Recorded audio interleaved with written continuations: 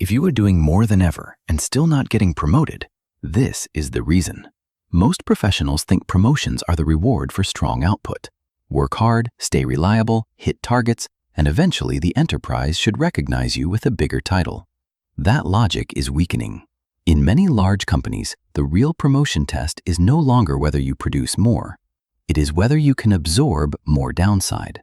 Advancement is being reserved for roles that defend judgment, carry decision consequences, and remain accountable when the system does not produce a clean answer. That shift matters because modern enterprises can buy output more cheaply than before. They can standardize it, instrument it, route it, or automate parts of it. But they cannot eliminate the need for someone to own the decision when a bad call creates commercial, legal, regulatory, or political damage. Promotions therefore move toward consequence-bearing positions. The company wants people who can stand between the organization and loss when ambiguity becomes expensive. This is why many high performers feel stalled. They are doing more work, solving more problems, and carrying more visible load, yet advancement slows. Their mistake is not effort, it is category. They are excelling in throughput-heavy roles when the organization is revaluing consequence-heavy ones. Producing more clean work is useful, but it does not prove that you can absorb downside, defend a contested decision, or carry the burden of being wrong in a high-stakes setting. For years, companies often promoted people by extending a simple logic. If someone was strong in execution, reliable under pressure, and respected, management assumed they could scale into leadership. Sometimes that worked. But as workflows become more measurable and repeatable, execution strength loses some of its promotion power. The organization starts asking a different question. Not, can this person do more? Can this person own the decision when output is no longer scarce and the real risk sits in adjudication?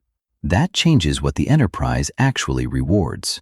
It starts favoring people who can sign off on exceptions, defend policy interpretations, make trade-offs under uncertainty, and explain losses upward without collapsing.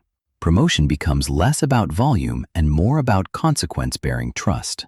A senior role is no longer just a larger basket of tasks. It is a position where the company transfers downside onto the person occupying it. The title rises because the liability profile rises. This is also why many professionals misread what leadership presence means. They treat it as polish, confidence, communication style, or executive polish. Those things help, but they are not the economic core. Leadership presence becomes valuable when others believe you can absorb exposure without freezing, panicking, or pushing the cost downward. The promoted employee is often the one management trusts to hold the line when a decision creates friction, scrutiny, or political backlash. Calm matters because consequence is attached to it. There is a budget logic underneath this. Promotion budgets are limited, and firms increasingly want those dollars allocated to roles that reduce organizational fragility. A company can widen spans, automate reporting, and standardize workflow, but it still needs a smaller group of people who can own outcomes that remain dangerous. That is why promotion velocity slows for strong individual operators even when their work is praised. The organization is reserving advancement for the thinner layer that carries consequential exposure. That creates a divide inside white-collar careers. One group keeps proving competence through output, reliability, and responsiveness. Another group becomes promotable because it is trusted with ambiguous calls, policy exceptions, budget trade-offs, or external-facing consequences. Both groups may work hard. Both may be intelligent, but they are priced differently because one reduces execution friction while the other absorbs organizational risk. In a constrained enterprise, risk absorption is scarcer than clean execution, so promotion follows scarcity rather than effort. The falsifiability condition is simple. If promotions continue flowing mainly to throughput-heavy high performers who carry little downside liability, then this mechanism is overstated. But that is not the broad direction inside cost-conscious companies. As more work becomes easier to monitor and distribute, advancement concentrates around people whose judgment still matters when software, dashboards, and standard operating models run out of certainty. The language may remain development. The operational logic is consequence containment. The exposure map is simple. The most vulnerable mid-career professionals are the ones who are becoming excellent at work the enterprise increasingly treats as governed execution. They may be fast, dependable, and deeply knowledgeable, but if they are not trusted with meaningful downside, their promotion case starts flattening. They become indispensable in the wrong way, useful enough to retain, but not exposed enough to advance. The ceiling arrives because the organization needs another shock absorber than another producer. The safer roles sit closer to approvals, exceptions, governance, trade-offs, regulatory interpretation, or other consequence-bearing thresholds. These positions are stressful for a reason. They exist where the company still cannot fully systematize judgment. That is why they remain promotion-rich. The promoted person is often not the one who did the most work. It is the one the enterprise believes can carry the cost of a hard call without creating larger damage. Authority accumulates where downside lands. That creates a useful career test. Ask whether your current success would still look promotable if your output doubled tomorrow, but your liability profile did not change. If the answer is no, your problem is not productivity. It is distance from consequence.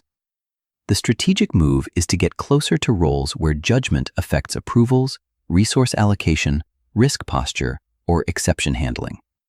Promotion does not simply follow visibility. It follows the enterprise's willingness to place loss-bearing trust on your desk. There is also a caution hidden here. Some professionals will hear this and chase visible stress, political drama, or symbolic leadership theater. That is not the point. Random chaos is not risk absorption. Real promotion-grade exposure sits where the organization has transferred decision consequences, not where someone merely looks busy or senior. The distinction matters because many firms are happy to hand out more work without handing out authority. Title-worthy risk is accountable judgment attached to downside. That is the implication ambitious professionals should keep in mind. If output is becoming cheaper while consequences remain expensive, then the latter itself has changed. The next promotion is no longer a reward for doing your current role well. It is an invitation to carry more organizational exposure. The people who rise fastest will not always be the most productive operators. They will be the ones the enterprise trusts to absorb risk, defend judgment, and keep the cost of uncertainty from spreading wider. So the practical signal is not whether you are being praised more. It is whether the enterprise is beginning to trust you with decisions that can produce visible loss, scrutiny, or escalation when they go wrong. In this phase of white-collar work, promotion follows consequence-bearing trust.